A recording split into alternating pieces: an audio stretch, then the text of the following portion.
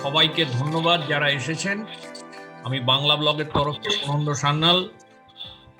এটা আমাদের 3 নম্বর mentorship programme. আজকের বিষয় অভিরূপ মৈত্রের কাজ।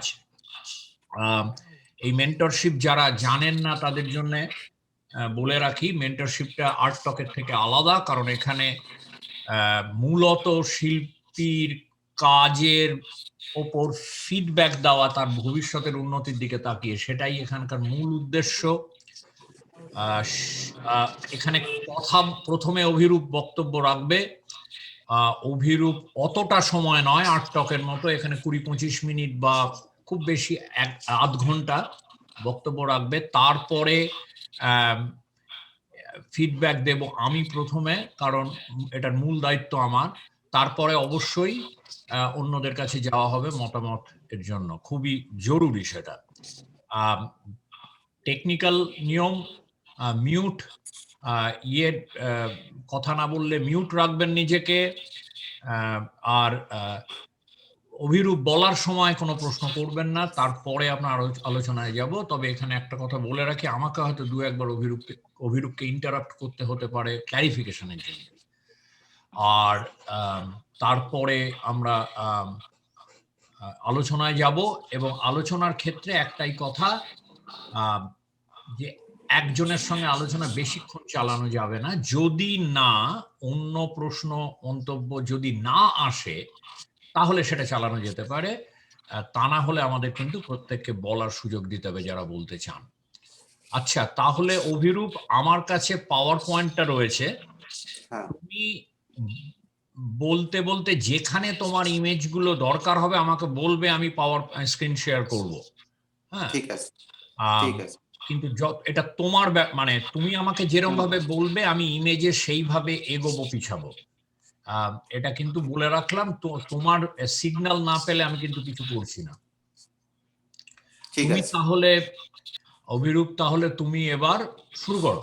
বলে রাখি, স্ক্রিন শেয়ার যখন করব না, মানে যখন আমি ইমেজ দেখাচ্ছি না, তখন এইরকম স্ক্রিনটা থাকবে যাতে সবাই ফ্রেমগুলো দেখতে পায়। বলো। হ্যাঁ, আপনি স্ক্রিনটা শেয়ার করুন। আচ্ছা, ঠিক আছে। হ্যাঁ হ্যাঁ হ্যাঁ, আমি তাহলে দেখতে দেখতেই বলতে পারি।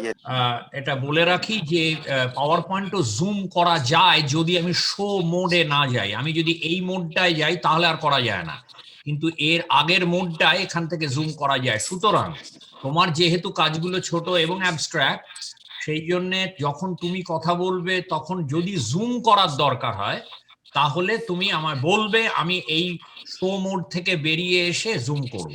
এটা বলা থাকবে। আচ্ছা, ঠিক আছে। প্রথম কাজটা দেখান। আচ্ছা, প্রথম কাজটা এটা আমি বলি, এটা আমি ছোটা ভীম নিয়ে একটা সিরিজ করব ভেবেছিলাম যখন আমি 3rd ইয়ারের স্টুডেন্ট, বিল্ডা একাডেমি শর্ট সংগ্রামে 3rd ইয়ারে পড়ি। তখন কিছু লেআউট তৈরি করেছিলাম এই সিরিজটার জন্য। এই দুটো কাজ ওই লেআউট ফরম্যাটেই রয়েছে। তো এটা বাটুল দি গ্রেটকে নিয়ে, যেটা আমাদের বাংলার বিখ্যাত নারায়ণ দেবনাথের বাটুল চরিত্রটি, কমিক্স চরিত্রটি।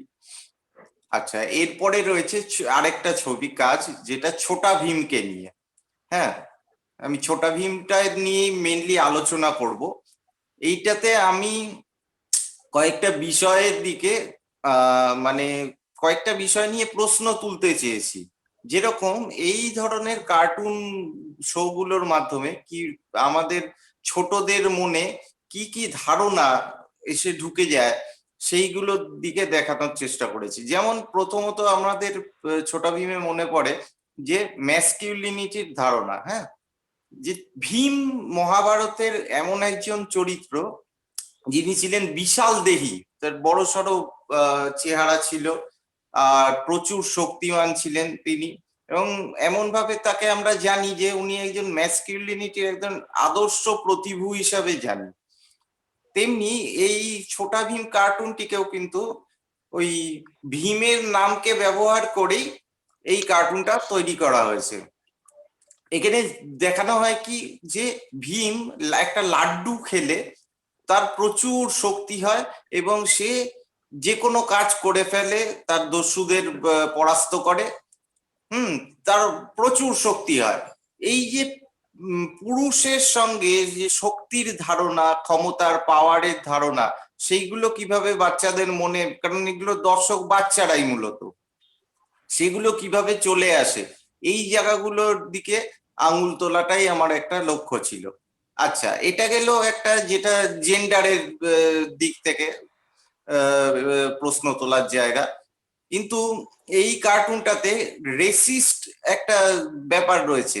যদি দেখি আমরা, ছোটা ভীমের গায়ের রং কিছুটা তামাটে, আবার ছোটা ভীমের সঙ্গে যে ছোটা ভীমের বান্ধবী রয়েছে যার নাম ছুটকি, তাকে দেখানো হয় সে খুব ফর্সা ফুটফুটে একটা মেয়ে।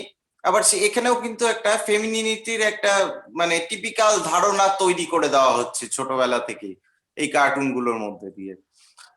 তো তার গায়ের রং খুব ফর্সা, তার গালে দুটো ব্লাশ রয়েছে পিঙ্ক কালারের। এইভাবে দেখা যায় যে ছোটা ভীমের গায়ের রং কালো, মানে কালো বলতে ডার্ক কমপ্লেকশন, এবং ছুটকি অনেক বেশি ফর্সা। এবং তাদের শত্রুদের দেখানো হচ্ছে তারা একটি আদিবাসী জনজাতি, তারাই হলো এদের আক্রমণ করেছে, এই ভীমকে আক্রমণ করেছে এবং ভীম তাদের পরাস্ত করবে। এই জনজাতিকে দেখানো হচ্ছে একদম কৃষ্ণাঙ্গ রূপে, তাদের গায়ের রং অনেক বেশি গাঢ় তামাটে।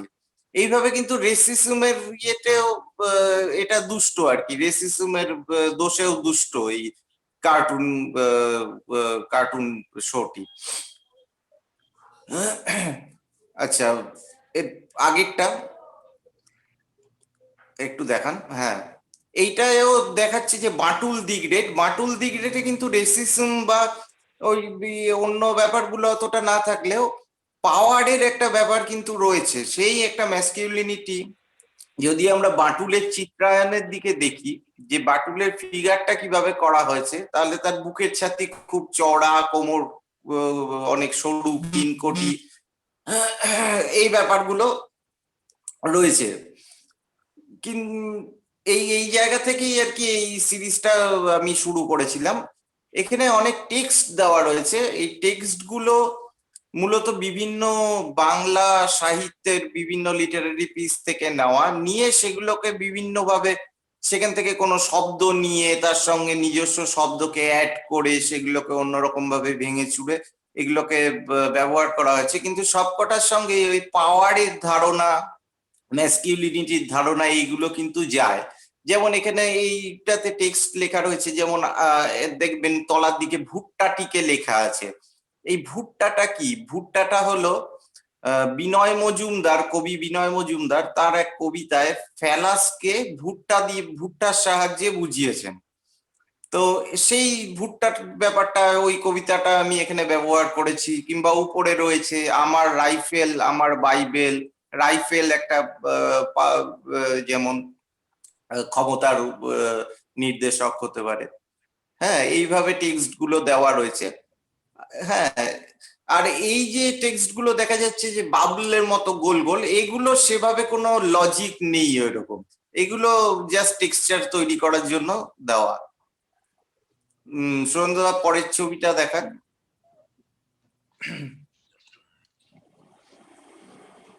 এই এই ছবিটা, এই এই জায়গাটায় আমায় বলতে হবে যে এর আগের দুটো কাজ ছিল 2018-র কাজ, আমি যখন থার্ড ইয়ারে পড়ি সেই সময়ের কাজ। এরপরে আমি এই কাজটাতে চলে আসছি 2020-তে, এবং এর আগের কাজে ছিল ফিগারেটিভ কাজ করার একটা প্রবণতা তখনও ছিল। কিন্তু এখানে এই 1 বছরের গ্যাপে এই জায়গাটায় আমি অ্যাবস্ট্রাক্ট কাজের দিকে ঝুঁকে পড়ছি ধীরে ধীরে। এই 1 বছর আসলে আমি খুব একটা কি বলবো দ্বিধাদ্বন্দ্বের মধ্যে ছিলাম যে কোন দিকে যাব, কিভাবে আমার নিজস্ব ভাষাটা আর কি সেটা তৈরির দিকে কোন পথে এগোলে ভালো হয়, এইসব নিয়ে নানা দ্বিধাদ্বন্দ্বে ছিলাম। এছাড়াও বিভিন্ন ব্যক্তিগত কারণে আমি সেই রকম ভাবে কাজই করতে পারিনি প্রায় 1 বছর আমি বন্ধ রেখেছিলাম কাজকর্ম। তারপরে আমি সোজাসুজি ফিরে আসি অ্যাবস্ট্রাক্ট কাজে। অ্যাবস্ট্রাক্ট কাজে কেন আসলাম? আমার ফিগারেটিভ কাজ করতে করতে কলেজে দীর্ঘ 4 বছর ধরে স্টাডি ওয়ার্ক করে এবং ফিগারেটিভ কাজ করে কম্পোজিশন করে এক সময় একটা একঘেয়েমি এসে গেছিল ফিগারেটিভ কাজের প্রতি বা রিপ্রেজেন্টেশনাল যে কাজ সেইটার প্রতি।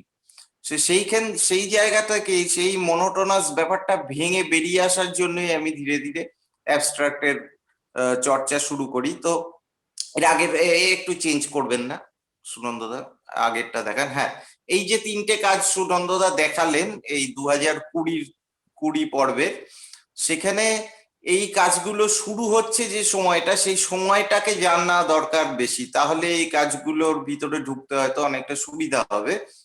এই কাজগুলো যখন করছি আমি, তার আগে হয়ে গেছে, আমরা দেখেছি রোহিঙ্গা ইস্যুটা দেখেছি, তারপরে আমরা এই করোনার যে পিরিয়ড, এখানে এর মধ্যে এসছি, লকডাউন পিরিয়ডে এসছি, মাইগ্রেন্ট ওয়ার্কারদের যে হাঁটা সেইগুলো দেখেছি, মিডিয়াতে ছবি এসছে। তো সেই জায়গা থেকেই আমি মাইগ্রেশনের কনসেপ্টটা নিয়ে ভাবতে শুরু করি যে এটাকে নিয়ে কিভাবে অ্যাবস্ট্রাক্ট কাজ করা যায়। তো তখন আমি ভাবি যে আমি ম্যাপ স্টাডি করি, যে ভূখণ্ড কি, হ্যাঁ, ভূখণ্ড, বর্ডার, এইগুলো, এই জায়গাগুলো নিয়ে আমি ভাবতে শুরু করি যে এগুলোকে নিয়ে কি কোনোভাবে ইমেজকে বের করে আনা যায়, অ্যাবস্ট্রাক্ট ইমেজকে। তো এই জায়গা থেকে আমি কাল্পনিক একটা ম্যাপ আঁকা শুরু করি। এই ম্যাপগুলো, এই যে নীল ফর্মটা রয়েছে, এটাকে একটা ম্যাপের মতো মনে হয়, একটা বিচ্ছিন্ন ভূখণ্ড, সেটাকে উপর থেকে দেখা হয়েছে, বার্ডস আই ভিউতে দেখলে যেরকম হয়, বা ম্যাপের ছবি যেরকম থাকে সেরকম। এইরকম কাল্পনিক ম্যাপ আমি তৈরি করতে থাকি এবং এই জিনিসটা দিয়ে ভিজুয়ালটাকে ডেভেলপ করতে শুরু করি। এবং এই কনসেপ্টটাই কিন্তু আমার পরবর্তী কাজগুলোর মধ্যে কন্টিনিউ করেছি আমি। কিন্তু তার চেহারাটা ধীরে ধীরে বদলে গেছে সময়ের সাথে সাথে। 2020-তে বিভিন্ন সময় করার ফলে ধীরে ধীরে এর বাইরের চেহারাটা বদলে গেছে। দেখান সুনন্দদা, একটু দেখান পরের কাজগুলো। এইগুলো যেরকম মনে হয় ম্যাপের মতন ছোট ছোট ফর্ম গুলো।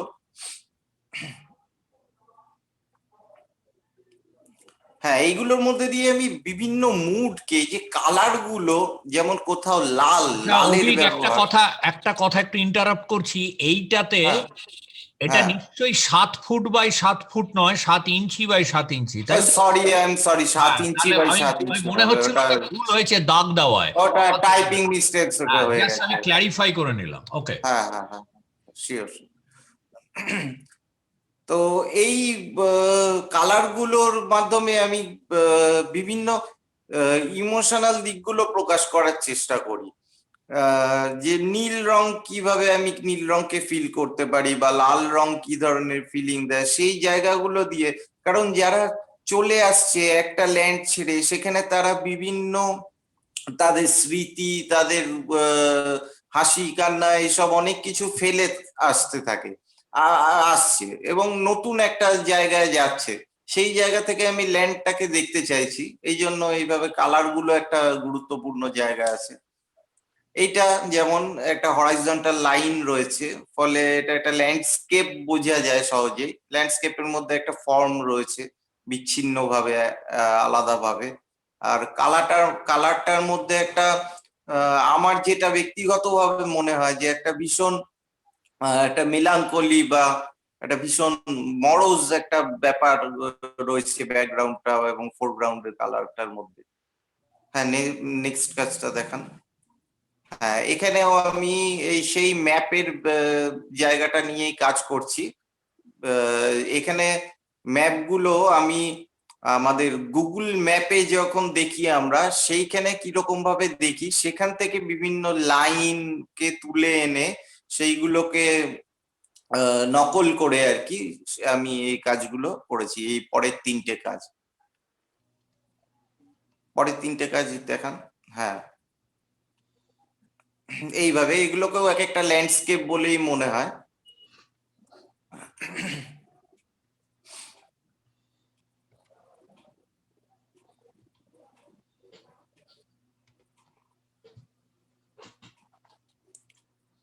হ্যাঁ, সুনন্দ দা, কিছু এবারে আপনি মানে আমার তো অনেক কিছুই শোনা বাকি রইলো। তোমার যে যেটা আমি আগে বলে নিইনি, ভেবেছিলাম তুমি আমি এখন স্টপ শেয়ার করছি, পরে আবার শেয়ারে যাব দরকার হলে, ইমেজের দরকার হলে। আমি তোমার কাছ থেকে যেটা যেটা বলিনি, ভেবেছিলাম তুমি বলবে, সেটা হচ্ছে তোমার তুমি একেবারে স্কুল পাশ করি আর্ট কলেজে যাওনি, তোমার একটা ফিলসফি, একজন কেউ মিউট করেনি, মিউট করুন। ফিলসফি তে ডিগ্রি আছে একটা রবীন্দ্র ভারতীর। তারপরে তুমি বিড়লা একাডেমি থেকে পাশ করেছো। তো এক, এটা এক গেল এক। আর দুই নম্বরে যে তুমি একটা জিনিস বলছিলে যে তুমি কোনোটাই কমপ্লিট করোনি, শেষ পরীক্ষাটা দাওনি, তাহলে সেই জায়গাগুলো একটু শোনা যাক তোমার। হ্যাঁ সেগুলো হ্যাঁ, ব্যাকগ্রাউন্ডের দিকটা আর থেকে কি। আলাদা কিছু না।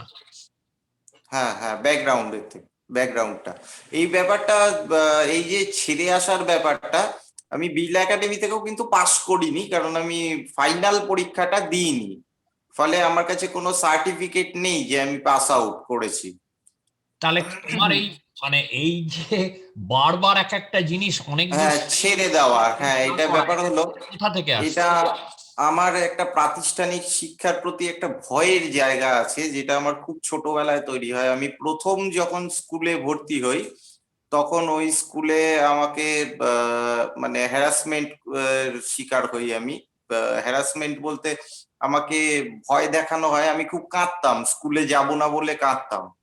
তো সেই জন্য আমাকে ম্যানেজ করতে করা যেত না। সেই জন্য ওখানকার একজন, আমরা দিদিমণি বলতাম, আন্টি আর কি, উনি একটা অন্ধকার ঘরে আমাকে আটকে রেখেছিলেন।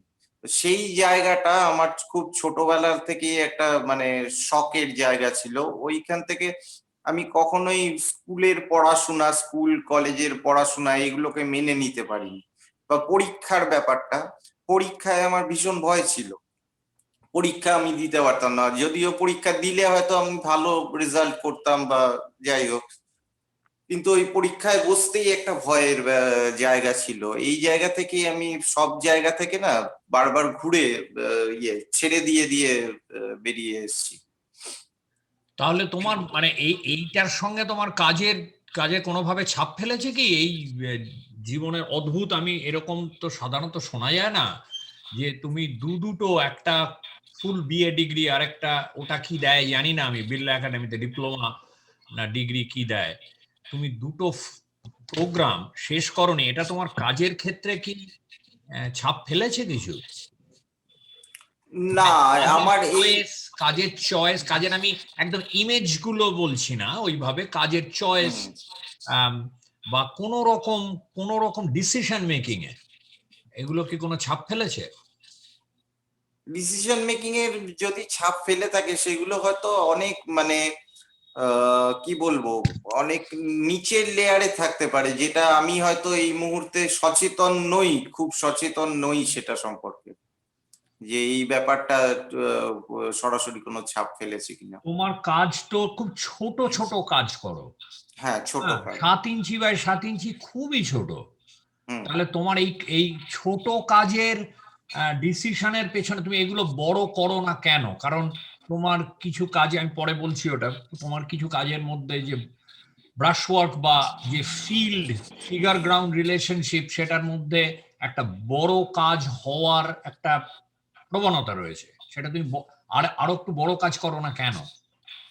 এটা এখানেও কিন্তু তোমার এখানে এখানে বলতে পারেন। হ্যাঁ হ্যাঁ, বলো।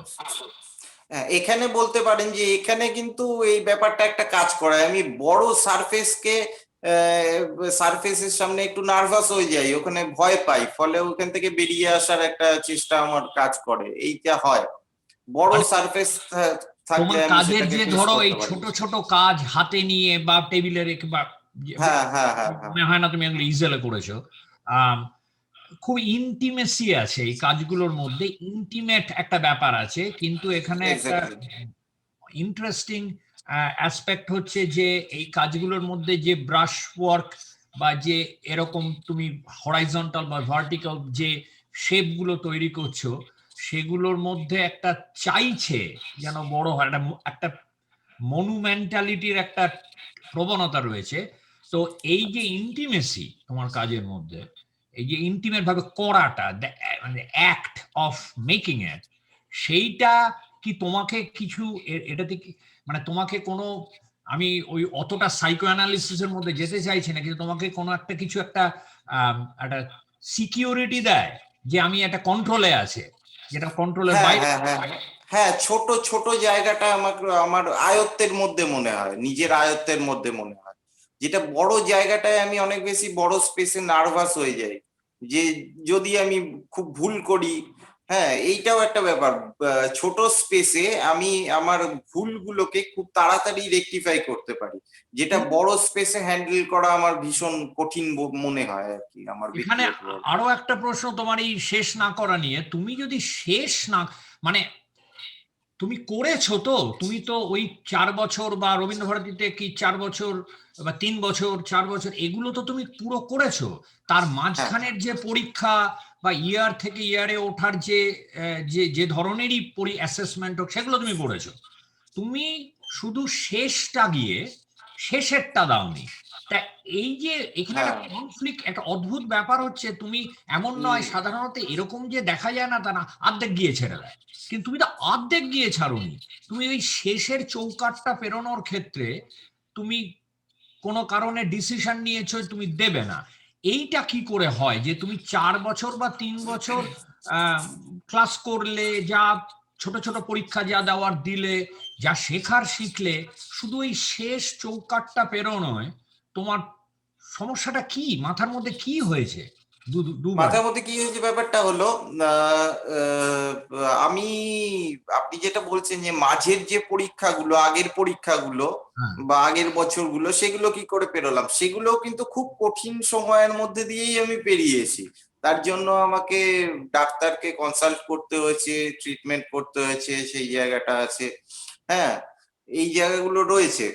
আর ফাইনালটার ব্যাপারটাই একটা, যদি আমি বলি ফাইনাল বললেই একটা খুব বড় একটা ব্যাপার মনে হয়। হ্যাঁ, ওই একটা খুব নার্ভাস ফিল করি আমি ওইটাতে, ওই জায়গাটা এটা থেকে সরে এটা আসা।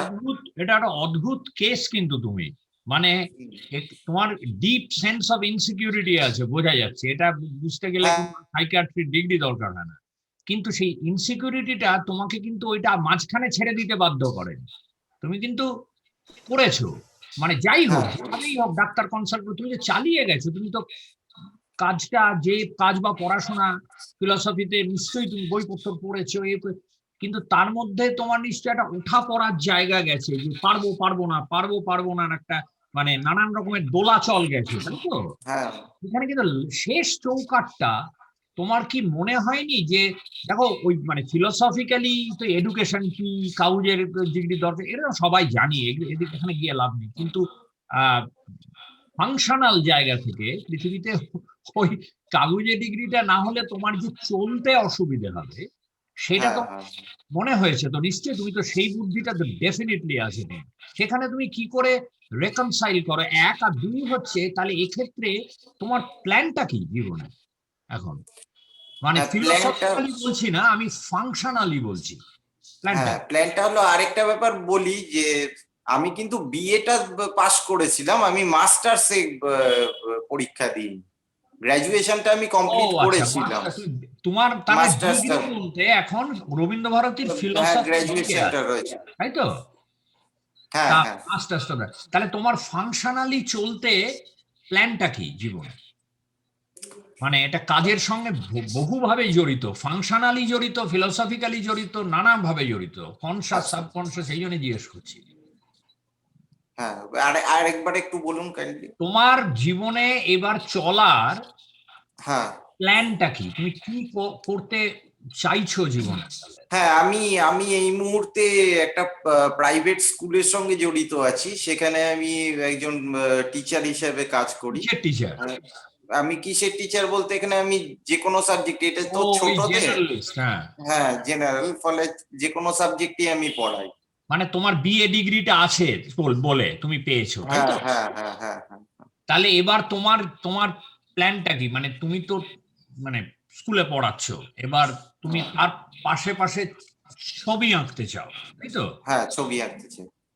আম, মানে এই পর্যন্তই তুমি ভাবছো? এরপর তোমার স্কুলের কাজটা কি, তুমি সেখানে কোনো রকম একটা রিওয়ার্ডিং ব্যাপার দেখো যে একটা, নাকি ওটা তোমার গ্রাসাচ্ছাদনের আর এইটা কমপ্লিটলি না না না আসল ব্যাপার ছবি আঁকাটা?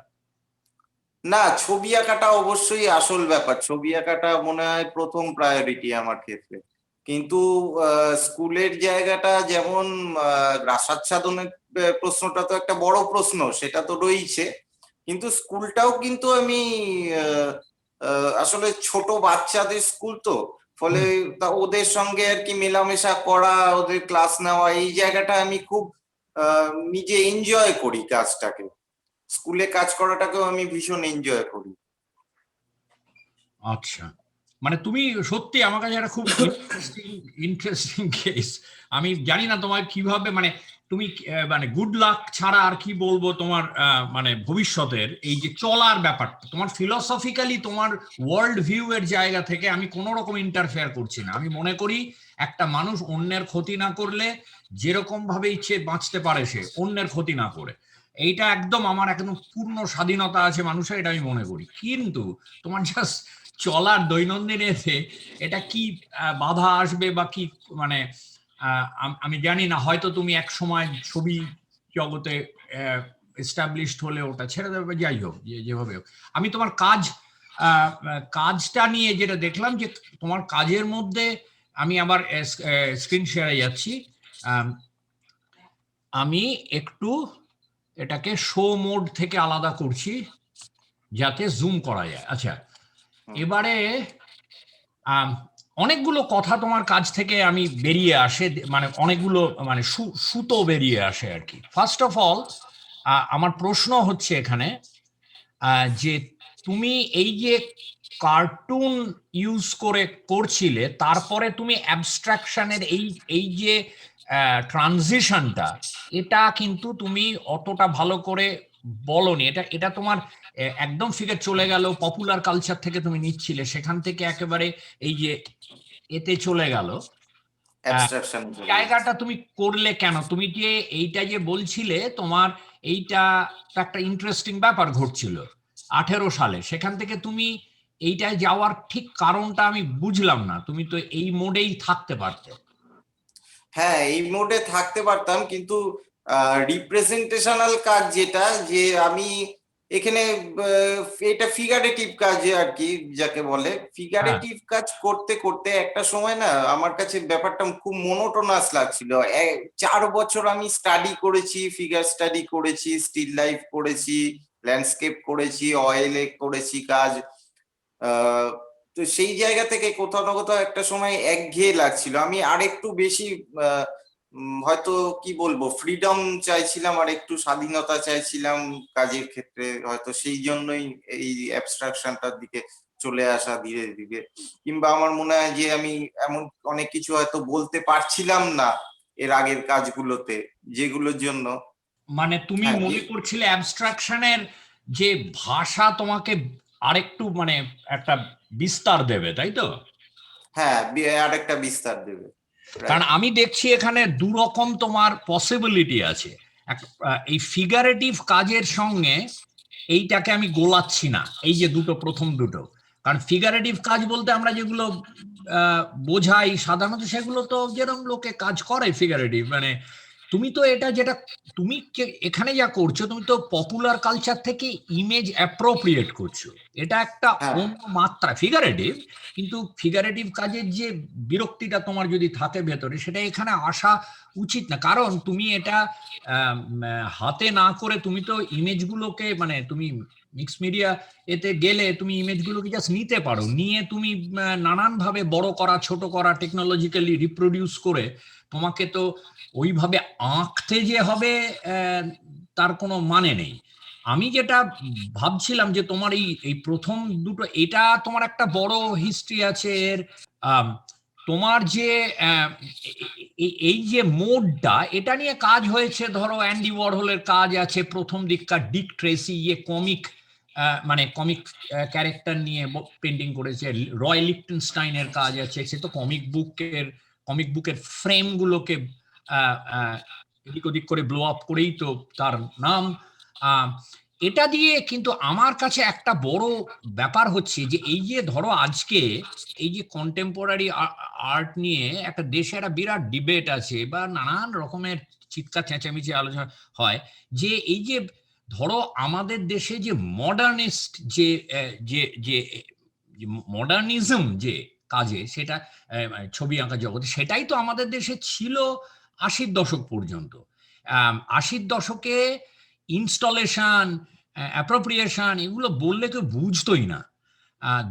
ওই বড়দা টড়দার দিকে একটু একটু চর্চা, তো কলকাতার তো কেউ বুঝতোই না।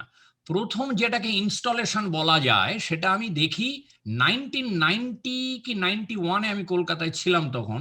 হুসেনের একটা এক্সিবিশন হয়েছিল টাটা সেন্টারের ওপরে, একটা গ্যালারি ছিল, আমি জানি না এখন আছে কিনা। সেখানে হুসেন কলকাতা বলে একটা শো করেছিল।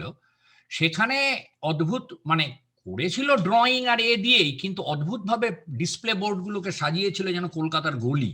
তারপরে অনেক ড্রয়িং করে কলকাতার পট টাইপের ড্রয়িং করে সেটাকে কুঁচকে, কাগজটাকে কুঁচকে আবার সেটাকে ফ্ল্যাট করে টাঙিয়েছিল। অদ্ভুত একটা এফেক্ট পেয়ে তখন আমি আমার সঙ্গে যে ছিল বন্ধু বান্ধব বলি, দেখ এটাকে ইনস্টলেশনটা বা ইনস্টলেশন বা এই ধরনের নানান ভাবে যাওয়া, যে এই যে কলকাতা একটা একটা রাবিশ কথা চালু আছে, কবজির জোর।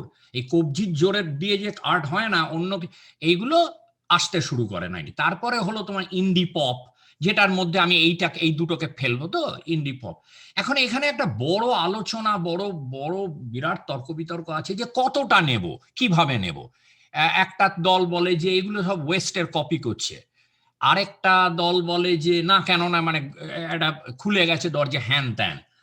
আমার বক্তব্য হচ্ছে যে আজকে ধরো অ্যান্ডি ওয়ারহোল বা রয় লিখটেনস্টাইন যা করেছে সেটা আমেরিকান কনটেক্সটে করেছে, কিন্তু মানে সেইটাকে কপি করার কোনো মানে হয় না। তুমি কেন ডিক ট্রেসি আর এই সব করবে? ওটা তো তুমি তো ওই নিয়ে বড় হওনি। আমার কিন্তু এই যে স্ট্র্যাটেজিটা, পিক্টোরিয়াল স্ট্র্যাটেজি, এটাকে ইন্ডিয়ান কনটেক্সটে খুব ভালো ইউজ করা যায়।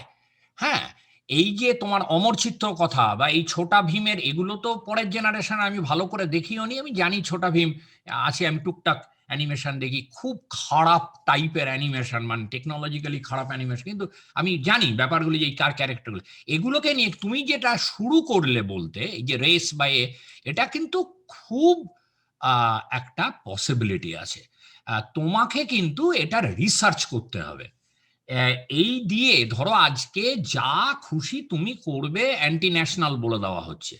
সেখানে এই এক্সিস্টিং কার্টুনের জগৎ থেকে নিয়ে তুমি যদি তোমার স্টেটমেন্ট রাখো একটা, যেটাকে বলে টাং ইন চিক, একটা মিচকি হাসির মধ্যে দিয়ে একটা রাখো, একটা রসিকতার মধ্যে দিয়ে, খুব পাওয়ারফুল স্টেটমেন্ট কিন্তু রাখা যায়। তুমি যে জেন্ডার, এই যে ফেমিনিনিটি, ম্যাসকুলিনিটি, এগুলো বললে, এগুলো কিন্তু কার্টুন, আমি কার্টুন এখানে বলছি, কার্টুন ছাড়া শুধু তাই নয়, তুমি আমাদের যে যে অ্যাডভার্টাইজমেন্ট হয় টিভিতে, যে কমার্শিয়াল হয়, সেগুলোকে নিয়ে পর্যন্ত করা যায়।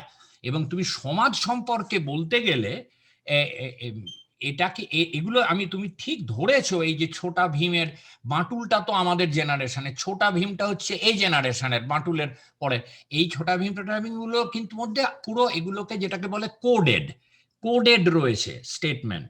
এগুলোকে আনপ্যাক করা বা ডিকনস্ট্রাক্ট করা, এগুলো কিন্তু কাজের মধ্যে দিয়ে খুব ভালো মতো করা যায়। তুমি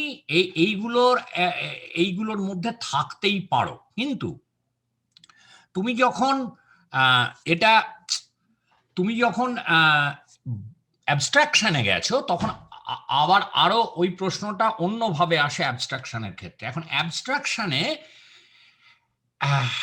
ব্যাপারটা হচ্ছে, অ্যাবস্ট্রাকশন ব্যাপারটা আরো জটিল। তুমি যখন অ্যাবস্ট্রাকশনে যাচ্ছ, এটা একটা জিনিস বোঝা দরকার, যে ধরো অ্যাবস্ট্রাকশনের দুটো দিক আছে। আমি সেটা আগের দিন বলেছিলাম কিছুটা, পরে অ্যাবস্ট্রাকশন নিয়ে যদি কিছু কোনোদিন একটা সেশন করা যায় ভালো করে বলবো। সে আমাদের এই কথা ওঠে যে আমাদের দেশে তো অ্যাবস্ট্রাকশন আছে, ওয়েস্টের দিকে তাকানোর দরকার কি? কথাটা হ্যাঁ এবং না দুটোই। তুমি যদি মানে প্রাচীন ভারত থেকে হিন্দু, মুসলিম, বৌদ্ধ, তন্ত্র যাই দেখো, অ্যাবস্ট্রাকশনে ভর্তি, নো কোয়েশ্চেন।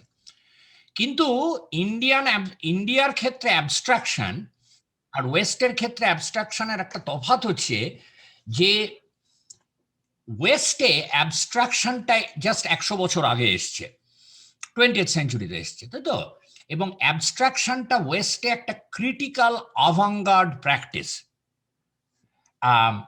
এবং সেটা দরকার হয়েছে কেন? যে ওয়েস্টে ভিজুয়াল কালচারের হিস্ট্রি রেনেসান্স থেকে ভীষণ পাওয়ারফুল একটা পরম্পরা তৈরি করেছে, ওয়ান পয়েন্ট পার্সপেক্টিভ, বা এই যেটাকে আমরা রিয়েলিজম বলি, উইন্ডো, একটা ছবি হচ্ছে উইন্ডো, সেখান থেকে বার করে নিয়ে আসার জন্য যত আমরা এই মডার্নিস্ট জেনারেশনের দেখি, পিকাসো ইমপ্রেশনিজমের পর থেকে তাদের অ্যাবস্ট্রাকশন এসছে, কান্দিনস্কি, মালেভিচ, মন্ড্রিয়ান, এটসেট্রা এটসেট্রা, তারপরে গেছে আমেরিকা অ্যাবস্ট্রাক্ট এক্সপ্রেশনিজম, তারপরে অ্যাবস্ট্রাকশন, এটা একটু পরে আসছি, অ্যাবস্ট্রাকশন এখন কোথায় আছে।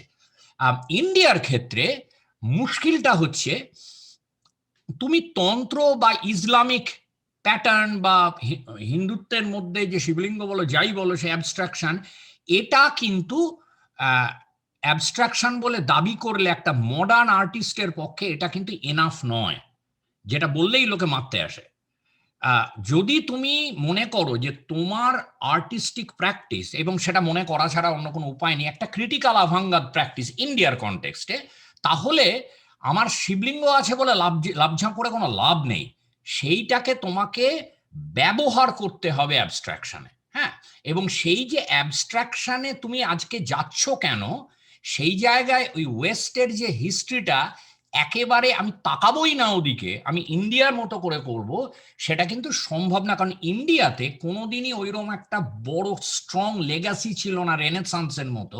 ইন্ডিয়াতে ভাবো না, প্রাচীন থেকে মিডিভাল, তুমি যদি ইউরোপে মিডিভাল সময়েও যাও, অনেক ফ্ল্যাট ছিল, অনেক প্যাটার্ন ছিল, ওই ম্যানুস্ক্রিপ্টগুলো, ওই বাইবেলগুলো, যেটাকে বলে ইলুমিনেশন, ওই প্যাটার্ন ছিল, কিন্তু তবু ফিগারেটিভ ছিল, কারণ খ্রিশ্চানিটি বেসিক্যালি একটা গসপেল, সেখানে একটা মানুষ মানে অ্যানথ্রোপোসেন্ট্রিক রিলিজিয়ন যাকে বলে, ফিগারেটিভটা ছিলই। ইন্ডিয়াতে কিন্তু তা না, ইন্ডিয়াতে একেবারে অ্যাবস্ট্রাকশন আছে, তার সঙ্গে ফিগারেশন আছে, চলতে চলতে ব্রিটিশ এলো, তারপরে ব্রিটিশ এসে যে কি কাণ্ডটা হলো সেটা আমরা জানি, তারপরে আর্ট কলেজ এলো। তুমি যদি আমাদের কিন্তু ইন্টারাপ্টেড, কন্টিনিউয়াসলি ইন্টারাপশন ঘটেছে, এবং সেটা করতে করতে তুমি যদি যে সময়ে এদেশ এই পশ্চিমে অ্যাবস্ট্রাকশনের মানে 100 বছর আগে যদি ধরো, আমাদের কি হচ্ছে সেখানে, তোমার বেঙ্গল স্কুল ইয়ে করে একটা পলিটিসাইজড একটা ইন্ডিয়ান, এটাকে বলে ইন্ডিয়ান আর্ট, এইগুলো হচ্ছে, এই ডিসকোর্সটা আছে। তারপরে তুমি যদি স্বাধীনতার পরে যাও, ধরো হুসেনদের জেনারেশনটা, সেখানে তুমি বম্বে প্রোগ্রেসিভস দেখছো, ক্যালকাটা গ্রুপ দেখছো, বড় বড় কতগুলো গ্রুপ, এরা কিন্তু তুমি যদি হুসেন, সুজা, রাজা এদের কাজ দেখো, এরা কিন্তু কেউই ইন্ডিয়াতে, যেটা long story short, Indian modern আর্টে, আমি বলছি 20th সেঞ্চুরি, মোটামুটি অ্যাবস্ট্রাকশনের কোনো স্ট্রং লেগাসি নেই মডার্ন আর্টে। কিন্তু কিরকম মজার ব্যাপার দেখো, ওদের ছিল না, সেই জন্য তৈরি করতে হয়েছে, রেনেসান্স থেকে ছিল না, এখানে তৈরি করতে হয়েছে 20, আর আমাদের সব সময়ই ছিল, কিন্তু সেই জন্য আমাদের মডার্ন আর্টে কোনো স্ট্রং লেগাসি নেই। কেন? তুমি অ্যাবস্ট্রাকশন প্র্যাকটিস করা আর্টিস্ট আছে ইন্ডিভিজুয়ালি, ডোন্ট গেট মি রং, এই এই এই অ্যাঙ্গেলগুলো বোঝা দরকার, কিন্তু অ্যাবস্ট্রাকশনে কোনো একটা বড় মুভমেন্ট হয়েছে শুধু অ্যাবস্ট্রাকশনের উপর, এটা কিন্তু স্বাধীনতার পরে হয়নি। কেন? আমার রিসার্চ করা নেই এটা, আমার মনে হয় যে এটা একটা অন্তত কারণ, যে আমাদের অনেক গল্প বলার ছিল। এই যে হুসেন, সুজারা, এই একটা স্বাধীন দেশে এই যে স্বাধীনতা আসছে, কিন্তু নানান প্রবলেম, এর মধ্যে ফিগারেটিভ জায়গা থেকে এরা ভেঙেছে, ফর্মের ভাঙচুর হয়েছে অনেক, কিন্তু টোটাল ধরে ওই সময় কি হচ্ছে 50-এর দশকে, আমেরিকা অ্যাবস্ট্রাক্ট এক্সপ্রেশনিজম, ইউরোপে অনেকেই ফিগারেশনের মধ্যে থেকে বেরিয়ে এসে অ্যাবস্ট্রাকশনে যাচ্ছে, সেটা কিন্তু হয়নি। তার কারণ গল্প বলার ছিল, ন্যারেটিভটা আমাদের দেশে চিরকাল প্রাচীন থেকেও অ্যাবস্ট্রাকশন সত্ত্বেও তুমি যদি দেখো, ন্যারেটিভটা তো ছিলই। সেই ন্যারেটিভ, ইন্ডিয়ান কালচারে ন্যারেটিভের একটা আলাদা অ্যাঙ্গেল আছে, যেটা ওয়েস্টার্ন কালচারে নয়। ওয়েস্টার্ন কালচারকে, ন্যারেটিভকে অনেক স্ট্রেট ফরওয়ার্ড ভাবে দেখা হয়। ইন্ডিয়ান কালচারে ন্যারেটিভ খুব কমপ্লেক্স জিনিস, যেটার একটা বললে হাস্যকর শোনাবে, কিন্তু বলিউডের এই যে নাচ গান, এটা ওই জায়গা থেকে আসে আর কি, আমাদের যাত্রা আছে, এ আছে। সেই জন্য এখানে যখন একটা মানে ইন্ডিয়ায় যখন একটা মডার্ন আর্টিস্ট, মডার্ন এবং কন্টেম্পোরারি, আজকে আরো পরে কন্টেম্পোরারি আর্টিস্ট অ্যাবস্ট্রাকশনকে ধরছে, আমার মনে হয় তার একদিকে যেরকম এই কনফিউশনটা রয়েছে পিছনে, আবার একদিকে অনেক অ্যাডভান্টেজ আছে। অ্যাডভান্টেজ হচ্ছে এই যে আজকে তুমি এই যেটা মানে অ্যাবস্ট্রাকশনের ক্ষেত্রে না, ওই অ্যাপ্রোপ্রিয়েট যেটা প্রথম দুটো কাজ নিয়ে বলো, তুমি অনেক কিছু নিতে পারো বাইরে থেকে যেটাকে তুমি পুরোপুরি ইন্ডিয়ান জায়গায়, ইন্ডিয়ান কনটেক্সটে কাজে লাগাতে পারো। এখানে পশ্চিমে যেটা হচ্ছে অ্যাবস্ট্রাকশন নিয়ে, ওই সব অ্যাবস্ট্রাকশন মানে কি, আমাদের যে মানে আর্ট ফর আর্ট সেক, তাই তো, কোনো কিছু কোনো সাবজেক্ট ম্যাটার দরকার নেই, পলিটিক্স আমি যাবো না, হ্যাঁ এটা হচ্ছে সেটা স্পিরিচুয়াল, সেগুলো গেছে 100 বছর আগে, কিন্তু তারপরে অ্যাবস্ট্রাকশন অনেক বদলেছে। আজকে আমার প্রচুর আর্টিস্টের রেফারেন্স মাথায় আসছে তোমার কাজ দেখতে গিয়ে, আমি সব তোমায় পাঠাবো পরে। আজকে কিন্তু অ্যাবস্ট্রাকশন নতুন ভাবে এমার্জ করেছে এই গত 15-20 বছরে একটা নতুন জেনারেশনের মধ্যে দিয়ে, যারা কিন্তু অ্যাবস্ট্রাকশনকে পলিটিক্যাল মিনিং দিয়েছে। এখন ওই অ্যাবস্ট্রাকশন মানে ওই হজবরলর মতো আমি একটা আঁচড় কাটলাম এটা গাছ, আরেকটা আঁচড় কাটলাম গাছের গায়ে একটা ফুটো, যা বলছি তাই, তার হ্যাঁ সেটা দেখলে ওরমই মনে হয় যে কি করেছে রে, কিন্তু কনটেক্সট আছে অ্যাবস্ট্রাকশনের বিরাট। আমি আগের দিন একটু দেখিয়েছি মার্ক ব্র্যাডফোর্ডের কাজ, সেইটা কিন্তু একটা বড় মানে একটা পসিবিলিটি, একটা ইন্ডিয়ান আর্টিস্ট যে অ্যাবস্ট্রাকশন নিয়ে কাজ করে। তুমি তোমার আরবান মানে সাবজেক্ট ম্যাটার বা এই যে তুমি বলছো গুগল ম্যাপ, এটা একটা মানে তুমি মানে তোমার এই কাজগুলোর মধ্যে আমি ওরকম ভাবে গুগল ম্যাপকে ওভাবে পাচ্ছি না। আমার এগুলোকে দেখে তুমি বলার আগে আমার মনে হয়েছিল আমি তোমাকে সাজেস্ট করব যে এই যে তুমি ফিগার গ্রাউন্ড রিলেশনশিপ তৈরি করছো এখানে বা এখানে, এই যে তুমি ধরো, আমি একটু জুম করছি, এই যে তোমার যে ফিগার গ্রাউন্ড রিলেশনশিপ তৈরি হচ্ছে, এখানে তো একটা স্পেসের ইলিউশন আসছে, এই যে বড় একটা নীল প্যাচ এর ওপরে, এটাকে তুমি আমি আমি এই প্যাটার্ন গুলো দেখে ভাবছিলাম তোমাকে আমি সাজেস্ট করব, এটা এখনো থাকতেই পারে, আমি সাজেশনটা আমি রাখতেই পারি যে টেক্সটাইল ইউজ করো। টেক্সটাইল মানে টেক্সটাইল না, হ্যাঁ টেক্সটাইল এমনি হতে পারে। ওয়াই মানে এই যে ছবি আঁকার সময় রং তুলি দিয়েই আঁকতে হবে, এটা ছাড়তে হবে। হ্যাঁ, তুমি আর টেক্সটাইল সত্যি করে টেক্সটাইল করতে পারো, টেক্সটাইল প্যাটার্ন করতে পারো, নানানভাবে ইলিউশন তৈরি করতে পারো, বা ইলিউশন ভেঙে দেওয়ার মধ্যে যেটা সিনথেটিক কিউবিজমে পিকাসো ব্রাক করেছে দেখতে পারো, কোথাও রাবিন, কোথাও একদম থ্রোপলয় পেন্টিং মানে একটা কিছু ধরো সিমিউলেট করেছে সারফেস, কোথাও সেই জিনিসটা কাগজ লাগিয়ে দিয়েছে।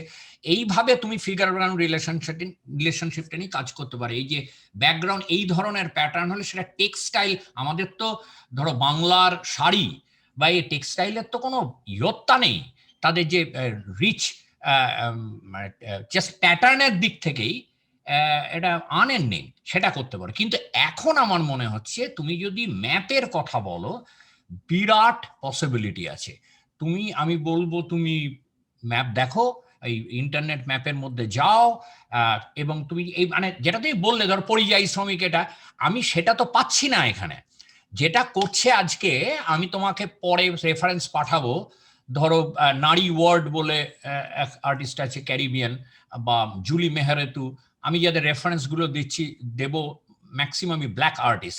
ব্ল্যাক আর্টিস্ট তার কারণ আছে যে তারা অ্যাবস্ট্রাকশনকে তাদের যে পাওয়ারের জায়গা থেকে, সোসাইটিতে ডিসএম্পাওয়ারমেন্টের জায়গা থেকে তারা অ্যাবস্ট্রাকশনকে অন্য রূপ, এখানে অ্যাবস্ট্রাকশনকে এই যে পলিটিসাইজ করা, যে কিরকম আয়রানি ভাবো, আর্ট ফর আর্ট সেক বলে যেটা সবকিছু থেকে দূরে ছিল, সেটাই আজকে সবচেয়ে বেশি পলিটিসাইজ। এটা করেছে যেটাকে আমরা এখানে বলি পিপক, মানে people of colour, artist of colour. সেখানে তুমি কিন্তু আরো মানে যদি আমি নারী ওয়ার্ড বা মার্ক ব্র্যাডফোর্ডের ছবিতে মনে হয় কি করেছে বুঝতে পারছি না, কনটেক্সট বটে, কিন্তু কনটেক্সটটা পাওয়ার পর কিন্তু আমার কাছে পরিষ্কার হয়ে যায় কি করতে চেয়েছে। আমি বলছি তোমার যেগুলো তুমি বললেও আমি দেখছি না জিনিসটা, পরিযায়ী শ্রমিক বা এই যে প্যান্ডেমিক, এটা কিন্তু আরেকটু ঠেলতে পারো। ধরো গুগল ম্যাপ দেখে তুমি কলকাতার এটা ধরলে, কলকাতার ম্যাপটাকে, এটাতে গুগল ম্যাপ নিয়ে অনেকে কাজ করে, মার্ক ব্র্যাডফোর্ডের প্রচুর কাজ আছে। আমি আগের দিন একটা দেখিয়েছি যে লস অ্যাঞ্জেলেসের একটা গুগল ম্যাপ, সেটাকে নিয়ে ওর ওই গুগল ম্যাপ দেখানোর মধ্যে লস অ্যাঞ্জেলেসের যে সেগ্রিগেটেড নেবারহুড, এই যে জেন্ট্রিফিকেশন, গরিব এইগুলো নিয়ে কাজ করেছে। কিন্তু তুমি তো ঝপ করে বুঝতে পারবে না, মনে হবে তো প্যাটার্ন, কিন্তু তারপরে যখন কনটেক্সটটা পাবে তখন বুঝতে পারবে এই যে ছবিটা ভিজুয়ালি সব, এই যে আমি যা দেখছি কি এইটাকে ছাড়তে হবে। ছবি ও কোনোদিনই তা না, ছবি চিরদিনই কনটেক্সটের উপর ডিপেন্ড করে। আজকে কনটেক্সটটা আরো বেশি জরুরি, কারণ আজকে আমাদের জীবন অনেক জটিল। তা এই জায়গাগুলো নিয়ে তুই ধরো ম্যাপের জায়গাটা নিয়ে অনেক কাজ করতে পারো। তুমি যখন ডিজিটাল প্রিন্ট করছো, তার উপরে কাজ করছো, আমার মনে হয় তোমার একটু বড় করা উচিত, একটু সাহস করে। 7 ইঞ্চি বাই 7 ইঞ্চি ইন্টারেস্টিং, কিন্তু আমার মনে হয় ধরো এই ধরনের কাজগুলোতে তুমি যে ইন্টারেস্টিং টেক্সচার তৈরি করছো, এই যে ড্রিপগুলো বা এই যে করুগেটেড, এটা করুগেটেড বোর্ড তো, আমি ঠিক বুঝছি তো? এই করুগেটেড, এখানে করুগেটেড, হ্যাঁ হ্যাঁ হ্যাঁ, এখানে একটা ইন্টারেস্টিং টেক্সচার তৈরি হচ্ছে। ওপরে ছোট্ট করে একটা লেখা, এখানে একটা নীলের একটা প্যাচ, তার সঙ্গে লাল, তার সঙ্গে এখানে কতগুলো ল্যান্ডস্কেপের, এটাকে ল্যান্ডস্কেপের একটা মানে একটা আভাস আসছে। এগুলোকে তুমি অনেক বেটার মানে রিয়েলাইজ করতে পারবে। মানে এটা তো আমরা সবাই জানি, ছোট ছবিকে, ছোট স্কেচকে ব্লো আপ করলেই মিউরাল হয় না, অনেক চেঞ্জ আসে তার মধ্যে। হ্যাঁ, তেমনি তুমি যে এই যে আমি বলছি না তুমি 7 ইঞ্চি থেকে 7 ফুটে যাও, তুমি ধরো একটু বড় করলে 1824 করলে ক্যানভাসে, বা ক্যানভাস বা হোয়াট এভার পেপার, সেখানে তুমি দেখবে তখন এই ছোট্ট যে এই যে ব্লু প্যাচটা, এটা রোল বদলে যাবে, তাই তো? মানে তোমার ছোট্ট জায়গা দিয়ে একটা তুমি লাগিয়েছো, সেটা একটু বড় হলে হয়তো দেখবে তার রোল বদলে গেছে, সেখানে তোমাকে অন্য কিছু একটু কারিকুরি করতে হতে পারে। এই যে এটার এই কালার অ্যাপ্লিকেশনটাও হয়তো বদলে যেতে পারে। হ্যাঁ, সেই এক্সপেরিমেন্টটা তোমার দরকার। এটা হচ্ছে একটা, যে এটা আমি বলছি জাস্ট তোমার ফর্মাল জায়গা। এই যে ড্রিপগুলো, এই ড্রিপগুলো 7 ইঞ্চিতে যেরকম দেখতে লাগছে, আর একটু বড়তে অবভিয়াসলি আর একটু বেশি ড্রিপ লাগবে, একটু বড় ড্রিপ লাগবে, বড় করে নাও হতে পারে, ছোট ছোট বেশি ড্রিপ হতে পারে। হ্যাঁ, যেটা জ্যাকসন পলকের যে ড্রিপের জায়গায়, ও তো ওইটাই এক্সপেরিমেন্ট করেছে, ওগুলো স্বতঃস্ফূর্ত নয় ওইভাবে। সেইগুলো, এইটাই তুমি জ্যাকসন পলকের ড্রিপটা নিলে, কিন্তু নিলেই তুমি আমেরিকান কপি করছো না, তুমি কিভাবে ইউজ করছো সেটা তার উপর ডিপেন্ড করে। এটা কিন্তু অনেক জায়গা রয়েছে, এটা হচ্ছে ফর্মাল দিকে বললাম। কিন্তু তোমার যে ওই যে সাবজেক্টের জায়গাটা, তোমার এখানে আমি ঝপ করে বলে দিতে পারি, এগুলোর মধ্যে আমি দ্য কুনিং পাচ্ছি, আমি ফ্রান্স ক্লাইন পাচ্ছি, অ্যাবস্ট্রাক্ট এক্সপ্রেশন, কিন্তু বলে তো লাভ নেই, সেগুলো দেখতে ওরম লাগছে। কিন্তু তুমি ফ্রান্স ক্লাইন বা অ্যাবস্ট্রাক্ট এক্সপ্রেশনিস্টদের যে বাতাবরণ, সেখান থেকে তো আসোনি। তোমাকে ওই ফ্রান্স ক্লাইনের, এটা আরেকটা ব্যাপার তোমাকে আমি বলি, তোমায় কিন্তু কাজ দেখতে হবে এবং একটু পড়তে হবে, অন্তত অনলাইনে হলেও। মানে এই আর্টিস্টের কারা, এরা কি, এর জানতে হবে। তা তুমি যদি ফ্রান্স ক্লাইনের কাজ দেখো, বিশাল বিশাল সেই কালো, এই ধরনের কালোর মধ্যে সেই তো বাঁশের গায়ে, বিশাল বাঁশের ডগায় তুলি লাগিয়ে এরম ইয়ে দিতেন। তুমি তো ওইটা করতে যাচ্ছ না, তুমি ওটাকে নিয়ে, মানে এই যে ফর্মগুলো তৈরি হচ্ছে, সেটাকে তুমি তোমার দিক থেকে কিভাবে কাজে লাগবে। আমার মনে হচ্ছে প্রথমত তুমি যদি ভেতর থেকে তোমার এই আনটাইটেলড এটা ছাড়ো, এই আনটাইটেলড লোকে এটা না একটা লেজি ব্যাপার, একটা সিউডো এর পিছনে লুকানো। আমি না কিছু বলবো না, বুঝে নাও, ওই দিন চলে গেছে। তুমি টাইটেল দাও। তুমি যদি সত্যি করে মনে করো তোমার ইয়ের পেছনে পলিটিক্যালে আছে, টাইটেল দেবে না কেন? কয়েকটা আনটাইটেল থাকতে পারে, কিন্তু ওভারঅল টাইটেল দাও। কিন্তু তোমার যে মূল, আমার বক্তব্য হচ্ছে, তোমার যে সামাজিক, মানে কোনো কন্টেন্ট যেটা যে পলিটিক্যাল বা সামাজিক, সেটাকে আরো আনতে গেলে তোমাকে আর একটু বড় করতে হবে, আর তোমাকে আর একটু ভাবতে হবে ইমেজারি নিয়ে। যেমন ধরো, আরেকটা জিনিস আমার মাথায় আসছে, যে তুমি কালার্ড কাগজ ইউজ করতে পারো। মাতিসের জীবনের শেষ না, শেষ 20, 25, 30 বছর, ধরো 20s এর শেষ থেকে মাতিস কালার্ড কাগজ কাটতেন। এক সময় ব্রাশ কাজই করতেন না, কালার্ড কাগজ দিয়েই কাজ করতেন।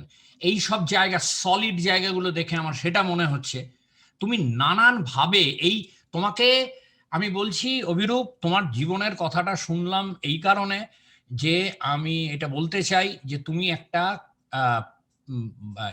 মানে একটা জেলের মধ্যে রয়েছো মানসিক, তোমাকে এটা ছেড়ে বেরোতে হবে।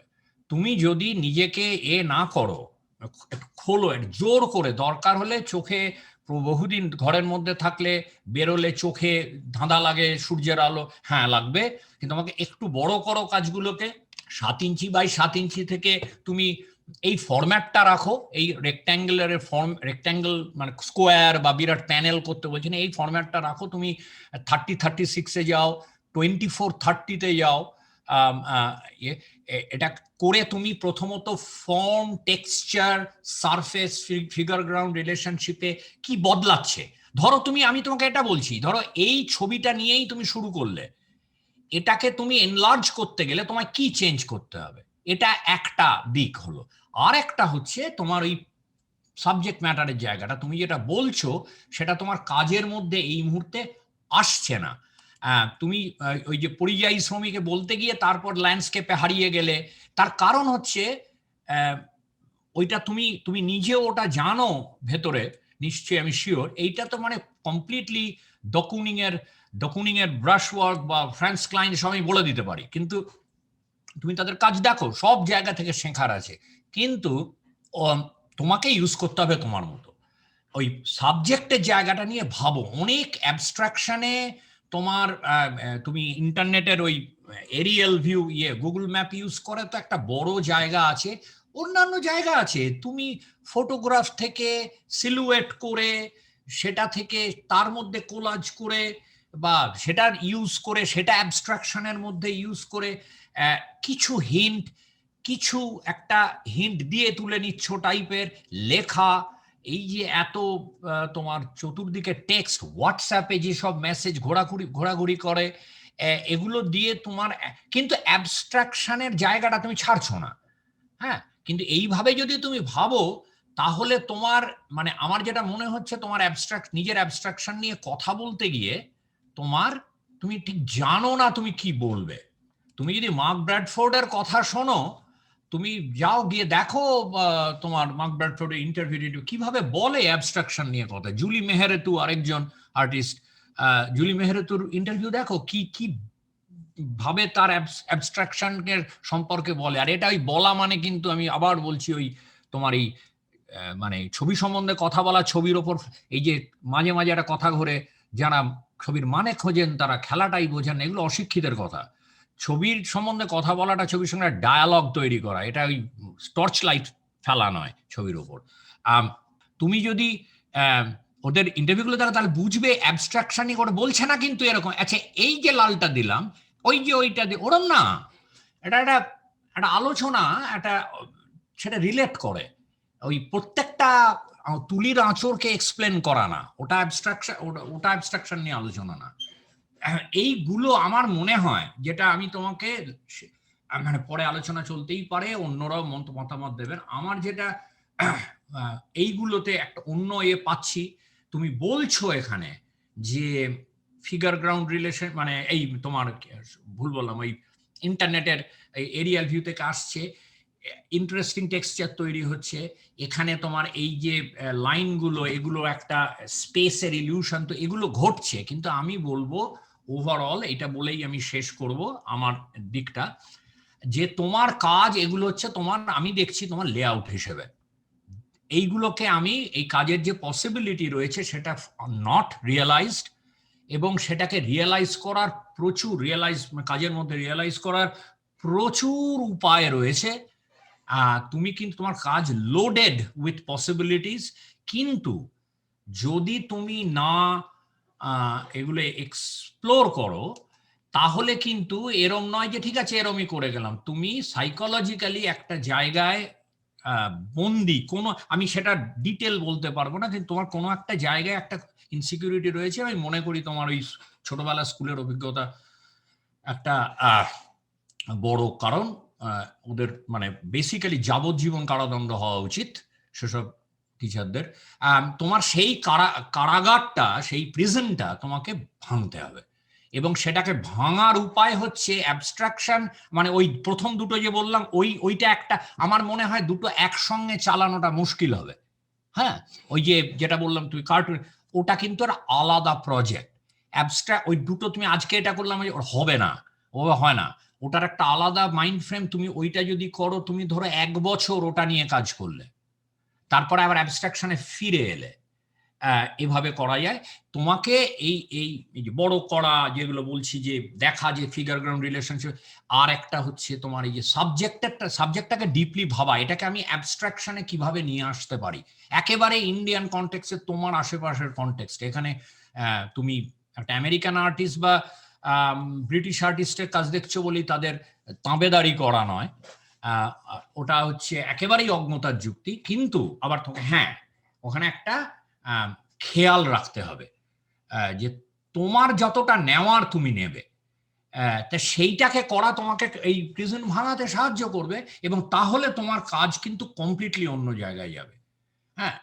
আমি কিন্তু তোমাকে আবারও বলছি, তোমার এই কার্টুনের দিকটা, ওই যেটা তুমি শুরু করলে, ওটা কিন্তু অনেক কিছু করার আছে। কারণ আজকে গত 5-6 বছরে তো আরো বেড়ে গেছে এগুলো, একটা অদ্ভুত একটা মেসেজ দেওয়া, ন্যাশনালিজমের মেসেজ দেওয়া, উগ্র জাতীয়তাবাদ, হেন তেন, মানে পার্টিকুলার সম্প্রদায়কে ছোট করে অন্য সম্প্রদায়, এগুলো তুমি কিন্তু করতে হবে তোমার খুব অবলিকলি, মানে অ্যাঙ্গেল, মানে ডিরেক্টলি না অবভিয়াসলি। তোমার তার মধ্যে হিউমার থাকবে, তার মধ্যে কমোডিটি কালচার থেকে তুমি কমার্শিয়ালের দিকে দেখো, টিভি কমার্শিয়াল, কাগজের অ্যাড দেখো, কিভাবে জেন্ডার বা ম্যাসকুলিনিটি, ফেমিনিনিটি, এগুলো নিয়ে তো আমাদের কন্টেম্পোরারি কাজ হচ্ছে না তা না ইন্ডিয়ায়, কিন্তু এগুলো নিয়ে অনেক আরো কাজ করা যায়, বদলাচ্ছে তো। এখন আমাদের সেক্সুয়াল ওরিয়েন্টেশন নিয়ে কিছু কিছু সেক্টরে একটু আলগা হচ্ছে রুল, সেখানে দেখো অ্যাডের মধ্যে, কমার্শিয়ালের মধ্যে সেক্সুয়াল এই যে বাইনারি মেল ফিমেল, আর একটা অদ্ভুত ম্যাসকুলিনিটি, অদ্ভুত ফেমিনিনিটির যে প্রেজেন্টেশন, তার বাইরে কিছু হচ্ছে কিনা কন্টিনিউয়াসলি তুমি স্ক্যান করো এই টিভি কমার্শিয়াল এবং খবরের কাগজ। খবরের কাগজ এখনো ওখানে তো লোকে নেয়, বাড়িতে দেখো না, ম্যাগাজিন অ্যাড। ওই প্রজেক্টটা কিন্তু একটা, ধরো তুমি 1 বছর ভাবলে ওটা করবে, কিন্তু আমি আবারও বলছি, ওই তোমাকে 6-7 থেকে বেরোতে হবে ভাই, তোমার নইলে ওই মনের কারাগারটা ভাঙবে না। আর তারপরে হচ্ছে অ্যাবস্ট্রাকশনের দিকেও যেগুলো বললাম আর কি, সেগুলো ভেবে দেখো। তাহলে আমি এখানে যে যা মন্তব্য করবে বা প্রশ্ন, তাতে যদি কোনো ছবি প্রাসঙ্গিক হয়, আমি আবার স্ক্রিন শেয়ার করব। এখন আমি একটু অন্যদের জিজ্ঞেস করছি, যাদের কোনো মন্তব্য থাকে একটু, মানে এখানে কজন আছেন আমাদের পার্টিসিপেন্ট? 22 জন। ওই হাত তুললে ভালো হয়, আমাদের ওই ইয়েতে গিয়ে হাত তুললে, ওই নীল রঙের হাত তুললে আমি এখানে দেখতে পাবো, আমি তাকে আগে দেব। আর তা না হলে এমনিও বলা যেতে পারে, তবে ওই আর কি একে একে এটা হোক তাহলে আলোচনা। আমার যা বলার আমি বললাম, যেহেতু মূল দায়িত্ব এখানে আমার। আমি একটু কিছু বলবো। বলো। তো ভালো লাগলো, সুনন্দদা তো মানে পুরোটাই প্রায় বলে দিয়েছে। তবে আমার একটা ছোট্ট অবজারভেশন, যে মানে প্রথম দুটো কাজ এবং পরের সব কাজ মিলিয়ে আমার যেটুকু মনে হলো, যে প্রথম দিকের কাজ যে দুটো দেখলাম, সেখানে আমার মনে হয় একটু কন্টেন্টটা নিয়ে ভেবেছে। আর বাদ বাকি যে পরের দিকের কাজগুলো, সেগুলো আমার মনে হচ্ছে অনেকটাই ভিজুয়ালি ইনফ্লুয়েন্সড একটা জায়গা থেকে, যেটা একটা ফরমেটিভ স্টেজে হয়ে থাকে, যে কিছু ভিজুয়াল দেখে আমার ভালো লাগছে, সেই জায়গা থেকে আমি এটা ল্যাঙ্গুয়েজ অ্যাড্রেস করছি। তো মানে আমার মনে হচ্ছে যে এরকমও হতে পারে, যে একদম প্র্যাকটিসের জায়গা থেকে আমি বলছি, যে কোনো একটা কন্টেন্ট নিয়ে ভাবনা শুরু হতে পারে, কোনো একটা কন্টেন্ট নিয়ে ভাবতে ভাবতে একটা কিছু দাঁড়াতে পারে।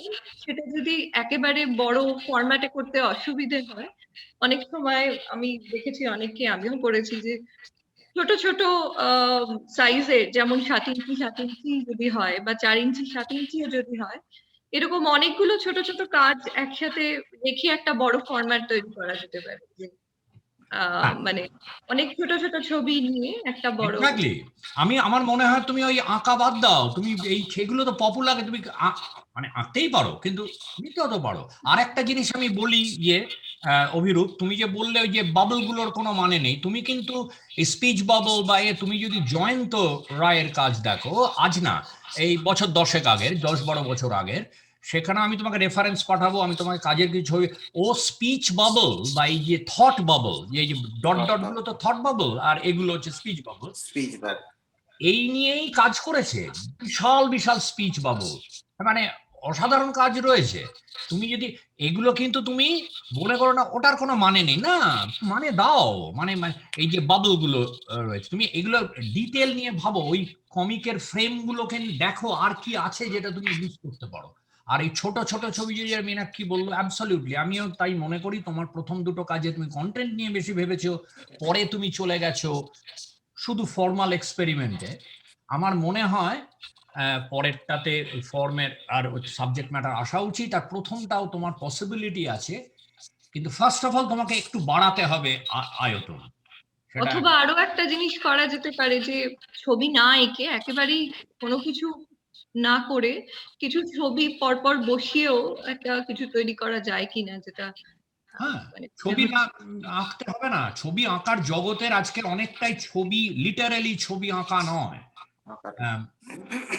অনেক কিছু করা যায় যেগুলো অনেক বেশি তোমার আইডিয়া যা সাবজেক্ট, সেটাকে আর্টিকুলেট করতে গেলে কি দরকার, এইটা হচ্ছে ব্যাপার। আমাকে এক গ্র্যাজুয়েট স্কুলে এক প্রফেসর বলেছিলেন যে তোমাকে আগে ডিসাইড করতে হবে তুমি মানে পেইন্টার, স্কাল্পটার এটসেট্রা না আর্টিস্ট।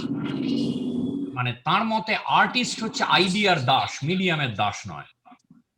আমাদের ওইখানে আটকে যায় বলে মিডিয়ামে ওইটা, কিন্তু আমার মনে হয় সেটাকে তোমার মানে তোমার তো আইডিয়া রয়েছে, তুমি দেখো, মানে এমন নয় যে ও কথাটা ওরম নয় যে আইডিয়া বলে আমাকে একদম এগুলো ছেড়ে বেরোতে হবে, করাই যায়, কিন্তু আইডিয়াটা তুমি ভাবো যে আমাকে এইটা আর্টিকুলেট করতে গেলে কিভাবে আমি ভাঙচুর করব, ছবি আঁকবো না নেবো, বা এটা তোমায় করতে হবে আর কি।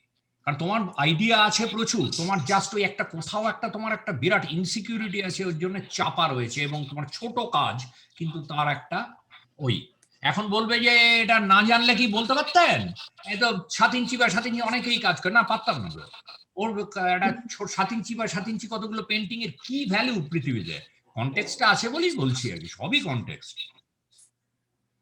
আর কেউ? হ্যাঁ, আমি একটু বলছি। হ্যাঁ, হ্যাঁ, অভিরূপ, তোমার এই তোমার এই টোটাল কাজটা বোধহয় 2 বছরের মধ্যে তুমি এইগুলো করেছো নাকি? হ্যাঁ, 2018, 2019-এ আমার বিশেষ কাজ সেরকম নেই কিছু।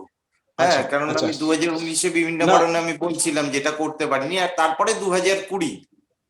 আচ্ছা, তো এই আমার আমার আমার তোমার ছবিগুলো দেখে যেটা মনে হলো যে 4টে কি 5টা ধাপ আছে, মানে যেটা মানে এক একটা ধাপ 5 বছর করে যেতে পারলে অসুবিধে ছিল না বুঝতে, কিন্তু যেহেতু তুমি খুব তাড়াতাড়ি সমস্ত চিন্তা ভাবনা গুলো পরপর হয়েছে, মীনাক্ষী যেটা বললো যে খুব ইনফ্লুয়েন্স কতগুলো জায়গা রয়েছে, সেটা একটা আমারও মনে হয়েছে, সেটা তুমি একটু সময় নিয়েই আমার মনে হয় যে যে কন্টেন্টেই তুমি ভাববে সেটা আরেকটু অনেকটা দিন ধরে কাজটা করলে বোধহয় তারও একটা সুবিধা হবে, তোমার মানে কাজগুলো আরো ডেভেলপ করবে। আর ওই সবার কথার মতন সুনন্দদা দারুণ বলেছে, আর সবাই ওই প্রথম দুটো কাজ কিন্তু আমার মানে দারুণ মনে হয়েছে, যেন প্রচুর পসিবিলিটিস রয়েছে। অ্যাকচুয়ালি তোমার যা কিছু সব ওই ছবিগুলো দেখার পর এই ছবিগুলো সম্ভাবনাময় কতটা সেটা ভেবেই খুব ভালো লাগছে, মানে সেটা অনেক বেশি ইম্পর্টেন্ট। সেইগুলো নিয়ে আরো একটু ভাবতে পারো, অনেক মেটাফর এতে স্টাইলে আসতে পারে তোমার ওইগুলো, কার্টুন ফর্ম গুলো, যেগুলো তুমি বাচ্চাদের স্কুলে কাজ করছো এবং সেখানে বাচ্চাদের সঙ্গে তাদের রিলেশন, সেগুলো নিয়ে তারা কিভাবে, বা সেটার সাথে কোনো রকম হিউমার অ্যাড করা যায় কিনা, এই সমস্ত জায়গাগুলো দারুণ হতে পারে। পরবর্তী কাজগুলো আমার খুবই ভালো, প্রত্যেকটাই আরো অনেক ভালো জায়গায় যেতে পারে, কিন্তু আমার ওই বারবার যেন কেন মনে হচ্ছে যে তোমার ওই প্রথম দিকের কাজটাকে আবার তুমি রিভাইভ যদি করো নতুন ভাবে, নতুন চিন্তা ভাবনা দিয়ে, সেটা দারুণ দারুণ লাগবে। কারণ দেখো এই ইন্ডি পপ আমি যা দেখেছি দেশে এক্সিবিশনে, ম্যাক্সিমাম, সব বলছি না, জাস্ট কপি করে আমেরিকান পপের। হ্যাঁ, একটা দাঁড়াম করে একটা জিনিস লাগিয়ে দিল, আঁকতে পারে তো ভালো ভালো, ওই কবজির জোরটা তো আছে, করে কালারফুল করে একটা একটা প্রোডাক্টের ইমেজ লাগিয়ে দিল। ইন্ডি পপ যারা প্র্যাকটিস করে, আমি অন্তত কলকাতার এক্সিবিশনে যা দেখেছি, এবং সেখানে কলকাতার আর্টিস্ট না সবাই, বাইরে থেকে, যে ম্যাক্সিমামই বোঝে না, ওই ইন্টারনেট থেকে দেখে, বা ওই কোনোদিন একটা আর্ট হিস্ট্রির ক্লাস নিয়েছিল, ওয়ারহোল দেখেছিল, ধারা কেন করেছে, কি করেছে। ওয়ারহোল ওয়াজ কুইন্টেসেন্সিয়ালি আমেরিকান, তার আমেরিকান কনটেক্সট সেটা না বুঝে ধরাম করে একটা ইন্ডিয়ান প্রোডাক্ট লাগালেও হবে না, কিন্তু তার মধ্যে অন্য ইয়ে থাকতে হবে, অন্য অ্যাঙ্গেল, কতগুলো আন্ডার কারেন্ট থাকছে, যেগুলো তোমার আছে, অলরেডি বেরোচ্ছে, কিন্তু তোমাকে এবার ভাবতে হবে আমি ইমেজারিটা কিভাবে সেদিকে নিয়ে যাব, এবং আইডিয়ার এক্স্যাক্টলি তুমি যে রেস বলছো, বলছো জেন্ডার, খুবই রিচ। হ্যাঁ, সেটা তোমাকে ইন্ডিয়ান কনটেক্সটে ওটা করতে হবে। ওই দরজা প্রাচীর ভেঙে গেছে মানে এই নয় যে প্রাচীর ভাঙেনি। অ্যাকচুয়ালি আমি যেটা বলি, প্রাচীর আছে এই ভেতর বাইরে, কিন্তু প্রাচীরের গায়ে অজস্র ফুটো আছে। ব্যাপারটাকে এইভাবে দেখা উচিত। প্রাচীর আছে এটা বললেও লাভ নেই, আবার প্রাচীর ভেঙে গেছেও তাও না, মোটেই ভাঙেনি। প্রাচীরের গায়ে প্রচুর গর্ত আছে, সেই গর্তগুলো দিয়ে তোমাকে দেখতে হবে বাইরেটা। কিন্তু আলটিমেটলি তুমি ওদিকে আছো, মানে তুমি যে সামাজিক সমস্ত কাঠামোর মধ্যে আছো, তোমাকে সেখান থেকে কালেক্ট করতে হবে। আজকে আমেরিকায় ব্ল্যাক লাইভস ম্যাটার মুভমেন্ট হচ্ছে, ওটা তোমাকে টাচ করে না, তোমার নয়। আজকে ওখানে দলিতদের মারছে, এটাই তোমার সাবজেক্ট হতে পারে, আমি বলছি আর কি। ও আমার ব্ল্যাক লাইভস, আমি ওদের সঙ্গে আমার সংহতি দেখাচ্ছি, বুলশেট, ওর কোনো মানে হয় না। তুমি তোমার যে এটাকে জায়গা থেকেই দেখো, কৃষকরা গিয়ে এতে করছে, সেটা তোমার সাবজেক্ট।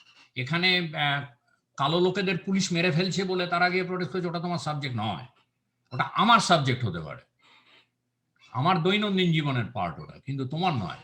তোমাকে ওইটা দেখতে হবে। পরিযায়ী শ্রমিক ব্যাপারটা কিন্তু খুব মানে কমপ্লিকেটেড। এই যে পুরো ব্যাপারটা, এই যে 300 কিলোমিটার হাঁটা, জাস্ট থিঙ্ক অ্যাবাউট ইট। তুমি এইটা নিয়েই কাজ করা যায়, 300 কিলোমিটার হাঁটা, অ্যাবস্ট্রাক্ট কাজ করা যায় তোমার ওই গুগল ম্যাপ ইউজ করে। আর কেউ? হ্যাঁ, আমি বলতে চাই। হ্যাঁ বলো। হ্যাঁ, অভিনব, হ্যাঁ যেটা শান্তিদা। যেটা সুনন্দদা বা মীনাক্ষী বা নবদা বললেন, একদম ঠিক ঠিক অবজারভেশন। বিশেষ করে নবদাটা, যে তুমি চাইলে একটা কাজ 5 বছর ধরে করা যেত। একটা যে কার্টুনের কাজগুলো আর এই অ্যাবস্ট্রাকশনের যেসব কাজগুলো আছে, দুটো দিকে খুব পসিবিলিটিস রয়েছে। আর কার্টুনের কাজগুলো নিয়ে আমি প্রথমে বলতে চাই, শুধু ছোটা ভীম বা এরকম নয়, কিন্তু আমি এক জায়গায় পড়েছিলাম, নবনীতা দেবসেন দক্ষিণারঞ্জন রায়ের যে ঠাকুরমার ঝুলি প্রচন্ড রকমের মানে ডিসলাইক করতেন। তো উনি বলতেন যে বাচ্চাদের বইতে এত রক্ত কেন। হ্যাঁ, মানে আমি, ঠিক আছে, ছোটা ভীম ওই কন্টেন্ট গুলো তো রয়েছে, আমি যদি ঠাকুরমার ঝুলি থেকেও তুলে, মানে তুই যদি আবার নতুন করে পড়তে থাকিস, নতুন করে দেখিস, অনেক কিছু কন্টেন্ট পেয়ে যাবি। আরেকটা মানে তোকে হেল্প করার জন্য বলছি, একটা রেফারেন্স দিচ্ছি, তুই যদি ইনস্টাতে আছিস কিনা জানি না, দীপা জয়রামনের কাজ দেখেছিস? হ্যাঁ, দীপা জয়রামনের কাছে তুমিই দেখিয়েছিলে আমার। হ্যাঁ হ্যাঁ, ও এই কিভাবে, কাজগুলো দেখার পরে, হ্যাঁ এই কাজগুলো দেখার পর তুমি বলেছিলে। হ্যাঁ হ্যাঁ, ওর কাজগুলো কিন্তু খুব ইন্টারেস্টিং। ও কি করে বাচ্চাদের স্টোরি বুকে যে এইসব মানে ইনডাইরেক্টলি এই র্যাসিজম অর মানে জেন্ডার পলিটিক্স বা বদমাস হলো, বা ওই মানে সব মানে যারা বদমাস মানেই কালো, হ্যাঁ, আর ভালো মানে ফর্সা, এইসব যে পলিটিক্স গুলো রয়েছে, ও খুব সুন্দর করে। ওর কাজগুলো ভালো মতো অবজার্ভ করি, ভালো। আরেকটা যেটা আমি দেখলাম তোর অ্যাবস্ট্রাকশনের কাজে, যেটা দাদা বলছিলেন যে কোলাজেও করা যায়, হ্যাঁ, সেটা তুই ভাবতে পারিস। আর মানে যখন আমরা কোলাজ করি, কোলাজ মানে শুধু কাগজ চিটিয়ে দিলাম মানে একটা পেস্টিং করে দিলাম তা না, কিন্তু এক একটা মানে মেটেরিয়াল যেগুলো আমি ওখানে পেস্ট করছি, তার তো একটা মেটেরিয়াল ভ্যালু বা একটা কন্টেন্ট রয়েছে। যেমন ধর কি বলে, আমাদের ওখানে পাওয়া যায় না মার্বেল পেপার, লাল নীল হলুদ সবুজ পাওয়া যায়, সেটা খুব গ্লসি হয়। হ্যাঁ, এবং সে ওই মেটেরিয়ালটা অন্য একটা কিছু রিপ্রেজেন্ট করে। কিন্তু তার পাশে তুই যদি একটা খবরের কাগজের উপর এটা লাগাস করিস, হ্যাঁ, তার মিনিংটা অন্যরকম হয়ে যায়, এবং সেটা তোকে বুঝে করতে হবে। এবং এখানে কিন্তু অনেক ধরনের মেটেরিয়ালে করতে, তো এটা করার সময় আমার যেটা মনে হয় যে ওই আমি যে পিস অফ পেপার বা যা কিছু যেটা আমি পেস্ট করছি কেন করছি ওটা একটু বুঝে করা দরকার। আর ভয় পাওয়ার কিছু তো নেই। একটা যদি আমার মানে 5 ফুট বাই 5 ফুট ক্যানভাস মানে খারাপ হয়ে যায় তো হাসি দেবে না রে ভাই। হ্যাঁ, পাসপোর্টে যেতে হবে না, তুমি 24-30-এ যাও, একটু বড় করা তাই দরকার। কর। হ্যাঁ হ্যাঁ, তোমার ওটা কর। সাইকোলজিক্যাল জায়গা থেকে বলছি, তোমার মধ্যে একটা বদ্ধতা আছে, সেটা ভাঙতে হবে। আরেকটা হচ্ছে তোমার এই মুহূর্তে যেটা দরকার, ইন্ডিয়াতে অ্যাবস্ট্রাকশন নিয়ে কারা কাজ করছে ইন্ডিভিজুয়াল। ওই যে বললাম, ইন্ডিয়াতে তো কোনো মুভমেন্ট হয়নি মডার্ন ইন্ডিয়ান আর্ট অ্যাবস্ট্রাকশনের। ওইভাবে অ্যাবস্ট্রাকশন নিয়ে যা কাজ করতে, তুমি ইন্ডিভিজুয়ালি আর্টিস্ট দেখো, তাদের কাজ দেখো, তারা কোথা থেকে আসছে, কাজগুলো দেখো। আর একটা হচ্ছে এই ইন্ডি পপ টাইপের যারা করছে ওই ধরনের, তোমার প্রথম দুটো কাজের মতো করে ওরা কি করছে, কোনটা তোমার মনে হচ্ছে অ্যাকসেপ্টেবল, কোন সেটা দেখো। তাদের এবার দেখো মানে শুধু ছবিগুলো দেখা না, তাদের সম্বন্ধে একটু পড়ো। আজকাল তো ইন্টারনেটে অনেক কিছু অ্যাভেলেবল আর কি। এটা তোমার প্রথম কাজ। আর তারপরে তুমি বাইরের এই যে বললাম, আমি তোমার সে রেফারেন্স পাঠিয়ে দেবো, ওটা কোনো ব্যাপার না। আমি একটা কথা বলি। হ্যাঁ মুন্নি বলো।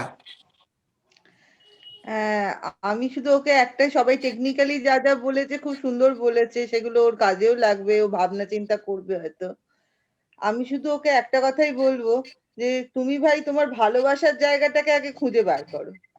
তুমি নিজে কি ভালোবাসো, খুব ছোট ছোট জিনিস, তোমার ভয় ভীতি সবকিছুকে নিয়ে, সবকিছুর পেছনেও একটা ভালোবাসার জায়গা তো আছে। এই ছোট ছোট ভালোবাসার জায়গাগুলোকে একটুখানি খুঁজে বার করো, তাহলে দেখবে এই ভালোবাসাটা না ভয় ভীতিগুলোকে তোমাকে ঢেকে দেবে, সেগুলোকে তোমাকে অনেক বেশি তাড়াতাড়ি এগিয়ে যেতে সাহায্য করবে, আর তোমার এই জেলখানা থেকে বেরিয়ে যেতেও সাহায্য করবে। এইটুকু শুধু আমি জাস্ট তোমায় বললাম। এই কথা তোমার থেকে কাজ ধন্যবাদ করো। ধন্যবাদ।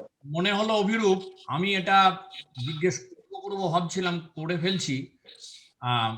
তোমার কি কোনো রোমান্টিক পার্টনার আছে? আমি পার্টনার বলছি কারণ আমি সেক্সুয়াল ওরিয়েন্টেশনকে ওরম ভাবে I don't take it for granted. তোমার কি সেক্সুয়াল না রোমান্টিক পার্টনার আছে? না, আচ্ছা, থাকলে বোধহয় ওইটা খুলতে সাহায্য হতো, এই আর কি। কিন্তু যাই হোক, না থাকলেও চলবে।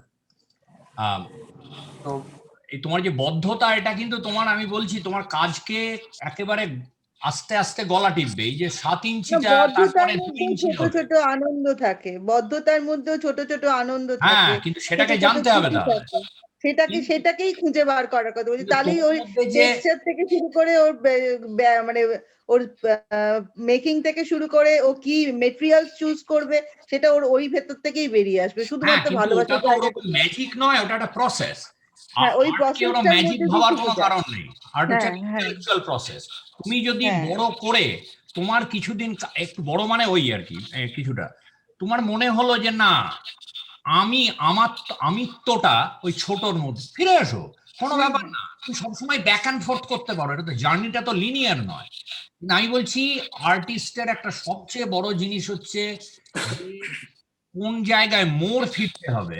এবার যে কোনো আর্টে মোড় ফিরতে হবে, কোন জায়গায় কোথায় ফিরতে হবে, কোথায় যেতে হবে, কোথায় ডান দিক বাঁ দিক যেতে হবে, কোথায় কোন জিনিসটা থামিয়ে আবার অন্যদিকে, যে এইটা এই এই বিচার বোধটা খুব দরকার।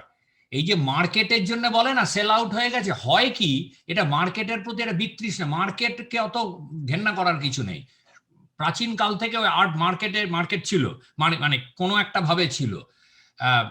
পয়সার সঙ্গে ছবির সম্পর্ক চিরদিনই, ওটা কৌলিন্য, মিথ্যা কৌলিন্য। কিন্তু মার্কেট যেটা করে, সেটা যে তোমার একটা জিনিস তুমি তৈরি করলে এক ধরনের, এবার সেটা কিনতে বিক্রেতা, তুমি ওইটাই তৈরি করে যাচ্ছ, তখন তোমার ওই যে টার্নিং পয়েন্ট গুলো, ট্রানজিশন গুলো, কোথায় এগোবে কোথায় পিছবে, এইটা তখন তোমার কাছ থেকে চলে যাবে তোমার ওই একটা জিনিসে ফিক্সড।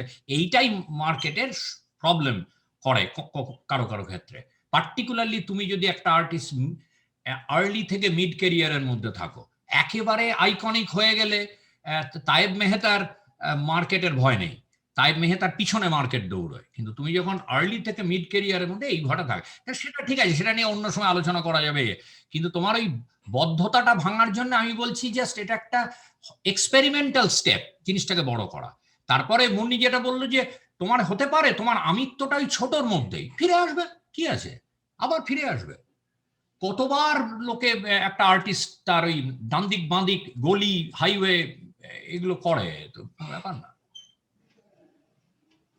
ছোটর মধ্যে থেকেও যদি ছোট ছোট আনন্দগুলোকেও খুঁজে বার করে, সেইগুলোকে শুধু পয়েন্ট আউট করে তার জন্য তাহলেই আমার মনে দেখবে হয় ওরা একটু ব্যালকনিতে ঘরে বদ্ধ মানে হ্যাঁ মেটাফরিক্যালি একবার ব্যালকনিতে বা বাগানে যাওয়া দরকার, দিয়ে যদি মনে হয় না ঘরটাই ভালো ছিল, ঠিক আছে, আবার ঘরে ব্যাক করে আসবে। একটু আকাশটা দেখো, আর আর ওটার চিজি হয়ে যাচ্ছে ব্যাপারটা, আকাশ ফাকাশ, মানে একটু বাইরেটা দেখো আর কি, ওটা ওটা এই মুহূর্তে দরকার।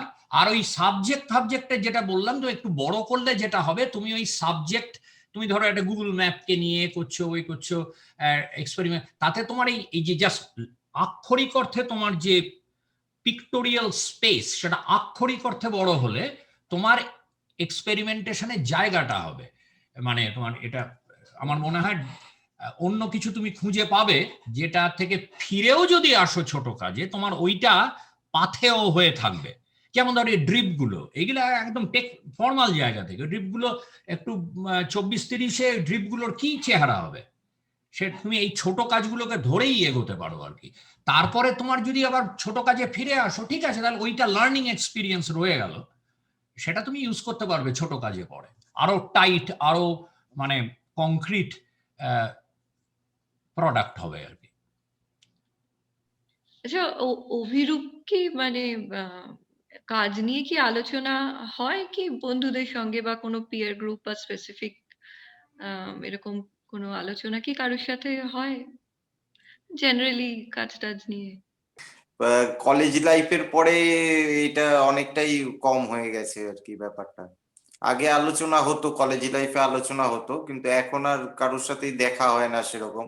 তারপরে এই যে এই কোভিড সিচুয়েশন আসার পরে তো একদমই বন্ধুদের সঙ্গে দেখাই হয় না, ফলে আলোচনা এখন একটু কম হয়। অভিরূপ আর শান্তি দুজনেই আচ্ছা, বিড়লা একাডেমিতে কি 4 বছরের তো? হ্যাঁ, 4 বছরে কি ডিপ্লোমা দেয় না ডিগ্রি দেয়? ডিগ্রি দেয়। ডিগ্রি মানে মানে আর্ট হিস্ট্রি ফিস্ট্রি আছে, তাই তো আছে, কারণ আমি 11 সালে একবার ক্রিটিক করতে গেছিলাম 2-3 দিনের জন্য, তখন আমি দেখেছিলাম একজন আর্ট হিস্ট্রি টিচার আছেন, মানে ও মানে তোমার আচ্ছা ডিগ্রি দেয়, মানে ওটা কি বিএফএ ডিগ্রি দেয়? হ্যাঁ, বিএ। আর কারোর আলোচনা মন্তব্য বা প্রশ্ন? দুটো নাম মনে পড়ছে, ওই অরিজিৎ সেন একজন গ্রাফিক নভেল করে, অরিজিৎ সেনের সারনাথ ব্যানার্জি, এদের কাজ দেখতে পারে। আমি জানি না সারনাথ ব্যানার্জি না? সারনাথ সারনাথ ব্যানার্জি আর অরিজিৎ সেনের কাজ খুব উইটি, মানে এখন এদেশে বসে প্র্যাকটিস করছে তো হয়তো অনেকটা রিলেট করতে পারবে। আরো এরাও তো তাহলে অন্য মন্তব্য প্রশ্ন না থাকলে আমরা 1.5 ঘন্টা হলো, এটা বেশ বাড়াতে চাই না, যদি প্রশ্ন মন্তব্য না থাকে তাহলে আমরা এখানে শেষ করতে পারি।